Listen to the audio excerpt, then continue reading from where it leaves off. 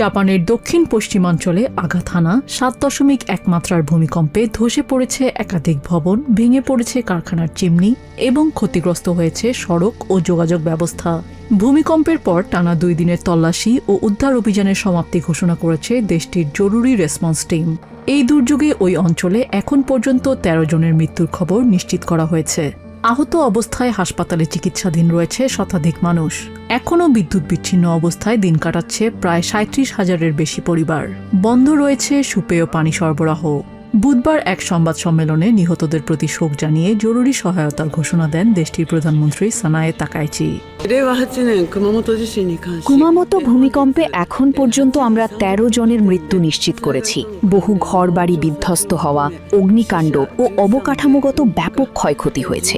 নিহতদের আত্মাসমূহ ও তাদের পরিবারের প্রতি আমি গভীর সমবেদনা জানাচ্ছি। এখনও অনেকে সাহায্যের আশায় আছেন। এটি সময়ের বিরুদ্ধে এক লড়াই। প্রতিটি জীবন বাঁচাতে আমরা মাঠে আমাদের সর্বাত্মক শক্তি নিয়োগ করেছি।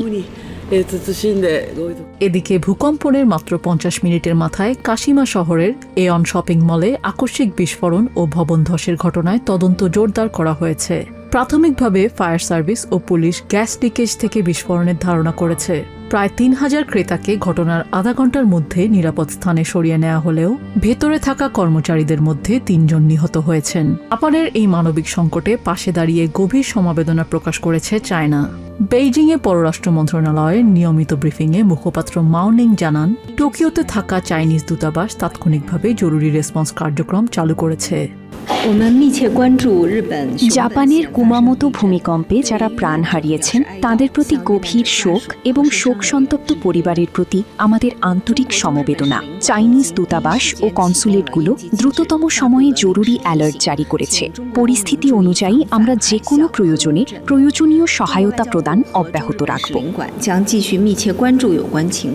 কুমামোটো অঞ্চলে এখনও শতাধিক আফটারশক রেকর্ড করেছে জাপানের আবহাওয়া সংস্থা। এর ফলে সম্ভাব্য ভূমিধস ও অতিরিক্ত ভবন ধসের ঝুঁকিতে থাকা প্রায় ৩০০,০০০ মানুষকে নিরাপদ আশ্রয়ে থাকার পরামর্শ দিয়েছে স্থানীয় কর্তৃপক্ষ। নিজিয়া জামি, TVN24 নিউজ ডেস্ক।